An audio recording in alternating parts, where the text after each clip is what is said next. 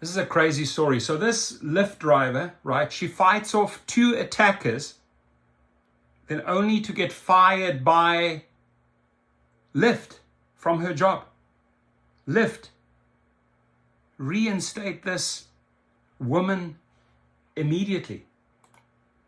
Vicious attack Sunday morning left rideshare driver Cynthia Norman with cuts and bruises, and after all that, she says she also lost a regular paycheck. News 5's Emily Hamilton explains what policy changes she wants to see so other drivers won't have to choose between their job and protecting themselves.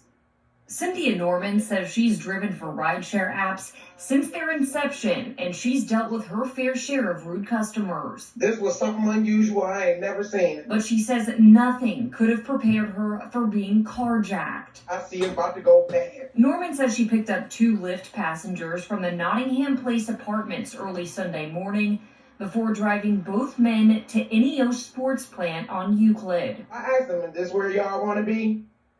Now, in my mind, it's dark. It looked like a factory.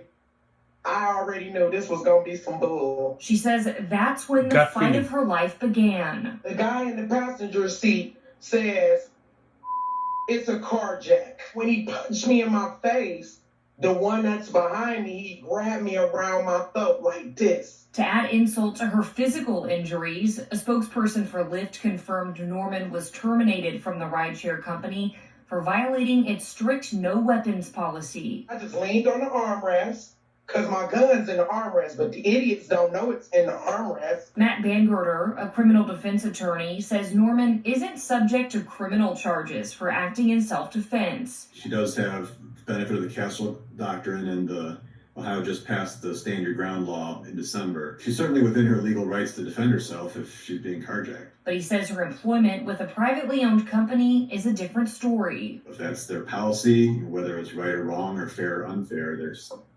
no legal issue with them having that policy. Norman says her phone was stolen in the attack and she was unable to access Lyft's safety toolkit, which alerts the company of accidents or issues with passengers. If I don't have the phone to call you to get help, what's the next thing I need to do to get help? Exactly. The only thing I can do is either pull out a taser, pull out a gun, a bat, a knife, beat the hell out of somebody, and then call the police. And she says policies need to change to better protect rideshare drivers. I'm going to do what I got to do. And if that means you want to deactivate me, so be it.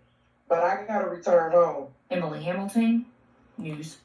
Listen, I'm 100% behind you, sweetheart. I really am. And if you can give us a GoFundMe page, if you're lacking monies or funds, if you need to get yourself a good attorney, let us help you, because they have basically thrown her under the bus, right? Everything she said, every single word was 150% correct. The way she handled it, the way she even spoke about the failures on that 911, which don't exist. She had to take matters into her own hands or this lady would be dead. And Logan and Green don't understand that, because they're sitting on their $7,500 couch just talking smack and ignoring women like her, right? So Logan Green and John Zimmer, do the right thing, right? You cannot throw this woman under the bus. And if you do, we'll come after you hard and heavy in social media, right? And I want this lady to step forward, reach out to me. You know, let's interview you, because everything you said in that interview, I support unconditionally, right? It is what it is. You did the right thing, right? You had to protect yourself because the companies failed to protect you, and you need to sue, right? And if we can help raise monies for a good attorney, you need to take these companies or this company to the cleaners and expose them for failing you. I hope that my friend Brian Greening at Legal Rideshare can reach out to her, or some attorney that can say, listen, I'll take this case on and let's take Lyft to the cleaners, right? And you did the right thing, right? Because they're not taking care of you. She took care of herself, right?